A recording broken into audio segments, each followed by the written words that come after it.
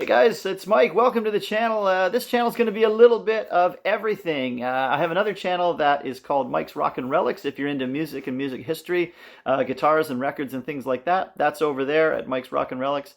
This channel is going to be a little bit of everything. It's going to be travel, it's going to be history, and hopefully combined. And it's going to be other items that I like to collect and pieces from my personal collection in those areas. So today we're going to talk about a time I was in Boston and went and saw Paul Revere's house, and I learned a little bit about his famous ride. So today on the show, we're going to talk about Paul Revere and that famous ride. Well, you learn so much from traveling, and anytime I'm in a different area or a different town, I try to learn something about the history that went on there, and museums are great places for that. And this is the type of thing that I know if you lived in the United States, you were kind of brought up learning this in school and things like that. But for me, being Canadian, I didn't know anything about this really. I just knew, uh, basically what you would learn off TV. So I didn't know much about this until I went. And then I was able to learn a lot more about it and kind of have that knowledge. But I learned that for a couple of years prior to this, Paul Revere was actually part of the Boston Committee of Correspondence and the Committee of Safety, it was called. And he was employed there as an express rider to carry news and messages and copies of important documents as far away as New York and Philadelphia. So on the evening of April 18th, 1775, Dr. Joseph Warren summoned Paul Revere and gave him the task of riding to Lexington, Massachusetts, with the news that British soldiers had stationed in Boston were about to march into the countryside northwest of the town.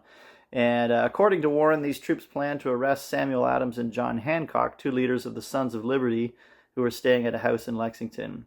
It was thought that they would then continue on to the town of Concord to capture and destroy military stores, gunpowder, ammunition, etc. There's also several cannon there. In fact, the British troops had no orders to arrest anyone, and Dr. Warren's intelligence on this point was faulty, but they were very much on a major mission out of Boston.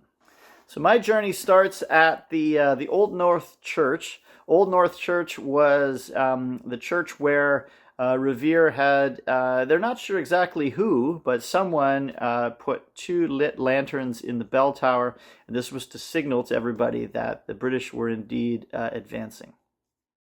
The two lanterns were also lit in order to let the other members of the Sons of Liberty know that Paul Revere had actually left and was dispatched, and this was in case he didn't get across the Charles River and was apprehended before that. But that's one of the reasons that these two were lit.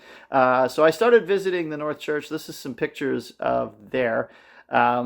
This is, at the time, it was called Christ Church in Boston, but Old North Church, it's referred to now. It's a great old original church and has a lot of signage and plaques in different pews where famous people have sat, including Teddy Roosevelt.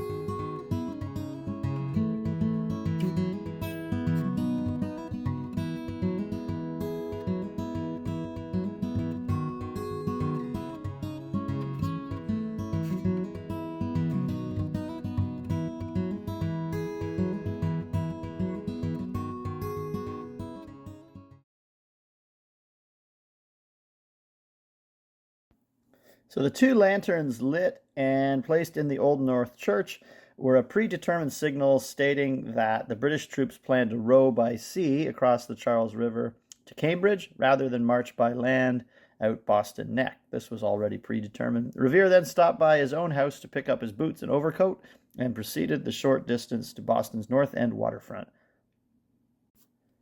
When he got to the North End waterfront, there were two friends there that rowed him across the river to Charlestown. Slipping past the British warship, the HMS Somerset, in the darkness, Revere landed safely after informing Colonel Conant and other local Sons of Liberty about recent events in Boston and verifying that they had seen the signals in the North Church Tower.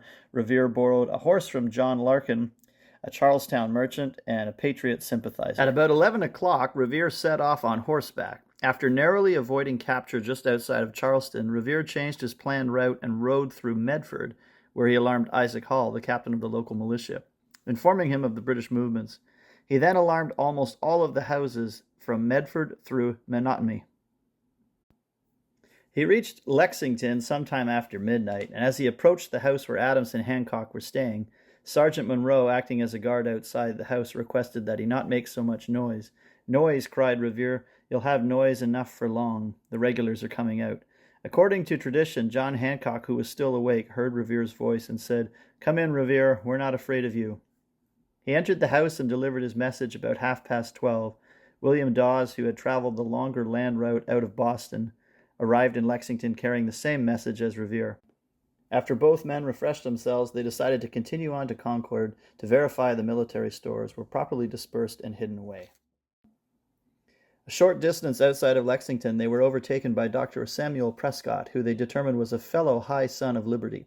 A short time later, a British patrol intercepted all three men. Prescott and Dawes escaped. Revere was held for some time, questioned, and then let go. After the British interrogated Revere, they actually released him, but they did confiscate his horse. This left him alone on the road, and eventually, on foot, Revere returned to Lexington just in time to witness the latter part of the Battle of Lexington Green.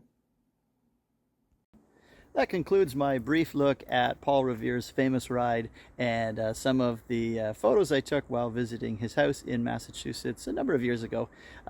Tune into more for this series on this channel. We'll be doing more historic locations and talking about some great moments from the past, as well as showing some collectibles from this era. So if you enjoyed that, like and subscribe, and tune in next time. Keep on collecting.